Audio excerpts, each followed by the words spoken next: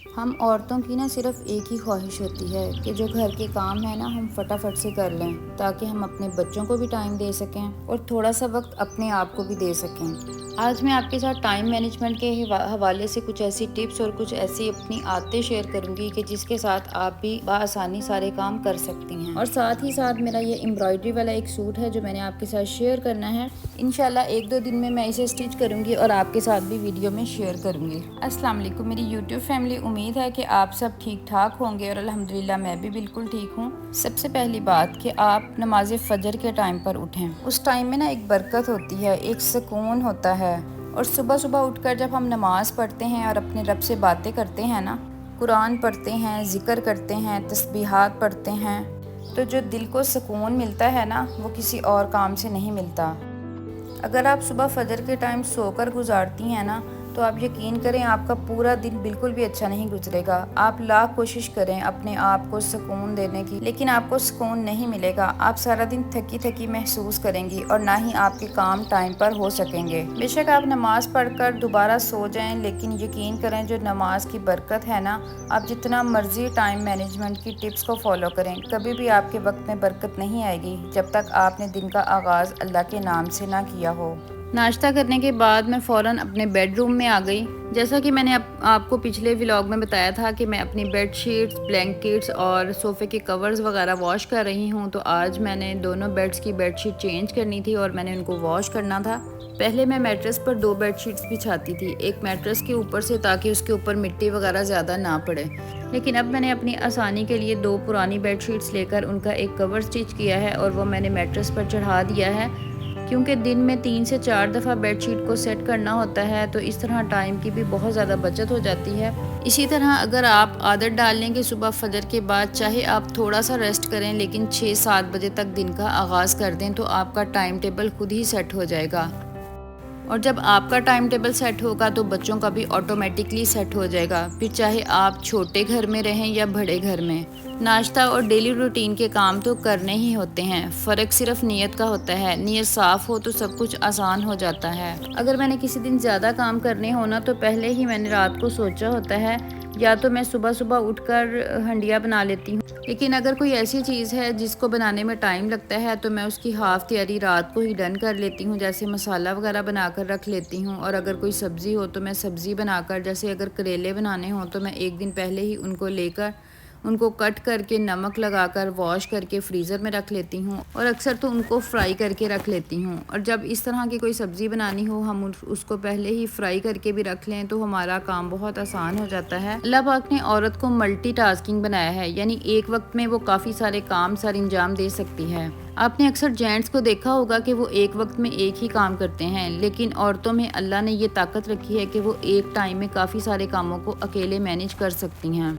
एक बात और कि हमारा बहुत सा वक्त मोबाइल और दूसरों की बातों में ज़ाया हो जाता है। कोशिश करें मोबाइल को एक ख़ास वक्त पर ही इस्तेमाल करें। किसी की नेगेटिव बातों को दिल पर ना लें, जिक्र अस्कार में मशगूल रहें। अगर आपके सारे बच्चे स्कूल जाते हैं तो आप इस टाइम पर भी सारे काम अपने निपटा सकती हैं, और अगर आपके बच्चे छोटे हैं तो आप यही कोशिश करें कि आप सुबह जल्दी उठें, ताकि आप बच्चों के उठने से पहले पहले अपना काम डन कर लें। काफ़ी हैवी एम्ब्रॉयडरी वाला सूट है जो मैं आपको दिखा रही हूँ। ये मैंने गर्मियों में स्टिच नहीं किया, क्योंकि गर्मी में इतने हैवी एम्ब्रॉयडरी वाले कपड़े नहीं पहने जाते, तो मैंने सोचा अब मौसम चेंज हो रहा है तो इसको भी मैं स्टिच करके रख लेती हूँ। कल मैं इसकी लेस भी लेकर आई थी, और अब मैं इसे श्रिंक करूँगी और उसके बाद मैं इंशाल्लाह इसे 1-2 दिन में स्टिच भी करूँगी। नाश्ता करने के बाद जल्दी से मैंने दोनों बेड की बेडशीट्स को चेंज कर लिया। उसके बाद मैंने उसे मशीन में डाल दिया था। उसके बाद मैंने अपना सूट श्रिंक किया और उसे भी मैं बाहर तार पर फैला आई थी, और अब मैंने कपड़े वॉश करने थे। मेरे पास ऑटोमेटिक मशीन है, उसमें भी मैं कपड़े वॉश करती हूँ, लेकिन ज़्यादातर लॉन के कपड़े मैं हाथ से ही वॉश करती हूँ, क्योंकि लॉन के कपड़े ऑटोमेटिक मशीन में बेशक्ल हो जाते हैं, और वैसे भी कुछ कपड़ों का कलर निकलता है, तो इसीलिए मैं इनको हाथ से वॉश कर रही हूँ। और वैसे भी आज मेरा ये टारगेट था कि मैंने अपने जितने भी कपड़े पड़े हुए थे वो मैंने सारे वॉश करने थे। बस मैं कलर के अकॉर्डिंग ही इनको वॉश कर रही थी। टाइम मैनेजमेंट के हिसाब से ना अपने आप को छोटे छोटे टास्क दें। जैसे मैंने अपने आप को टास्क दिया हुआ था कि बच्चों के आने से पहले मैंने ये सारे काम डन करने हैं, जिसमें मैंने बेडशीट्स भी चेंज करनी थी। बेडशीट्स को मैंने मशीन में डालकर वॉश भी किया, अपने सूट को श्रिंक करके डाला। उसके बाद मैंने जितने भी हाथ से धोने वाले कपड़े थे वो भी मैंने वॉश कर लिए।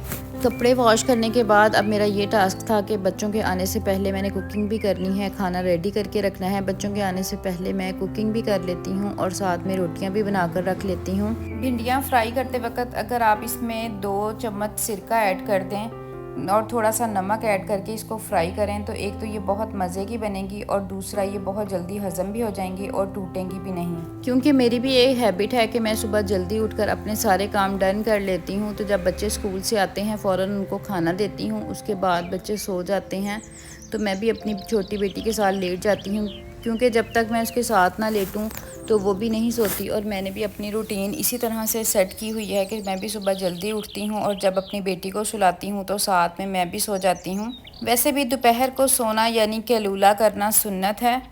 तो अगर आप भी सुबह जल्दी उठती हैं और दोपहर को आप अपनी ये नियत कर लें कि मैंने कैलूला करना है, यानी मैंने थोड़ी देर दोपहर को लेटना है, सुन्नत पूरी करनी है, तो इसका आपको सवाब भी मिलेगा। और वैसे भी जब हम दोपहर को थोड़ी देर आराम कर लेते हैं तो हमारी एनर्जी बूस्ट करती है। सुबह से जो हमने काम किए होते हैं उनकी थकावट भी उतर जाती है और दोबारा से जो हमने काम करने होते हैं उसके लिए भी हमारे अंदर एक एनर्जी और ताकत आ जाती है। जब भी किचन में मैं काम करती हूँ साथ साथ ही मैं सब्ज़ी बनाती हूँ। जैसे भिंडियाँ फ्राई हो रही थी और साथ में मैं प्याज भी कट कर रही हूँ। इसको मैंने हल्का सा ब्राउन करना है, उसके बाद मैं इसे सेपरेट कर लूँगी।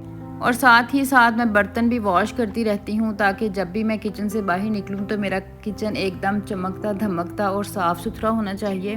आप भी इसी तरह से करें, बल्कि अगर आपकी बेटियां हैं तो अपनी बेटियों को भी यही आदत डालें कि आपने जब भी किचन में काम करना है तो आपने साथ साथ चीज़ों को समेटते जाना है और साथ साथ किचन को नीट करके बर्तन भी वॉश करते जाना है। यकीन करें अगर आपके बच्चों में भी ये हैबिट आ गई कि काम करते करते साथ में किचन को भी नीट करते जाना है तो उनको फिर बहुत आसानी होगी। क्योंकि बच्चियों को जितना मर्जी पढ़ा लें, चाहे आप उन्हें डॉक्टर बना लें, इंजीनियर बना लें या वो जितना भी पढ़ लें, लेकिन घर के कामों को तो उन्होंने खुद ही मैनेज करना होता है। तो अगर बच्चियों को काम करने की आदत होगी तो उनको अगले घर जाकर मुश्किल नहीं होगी।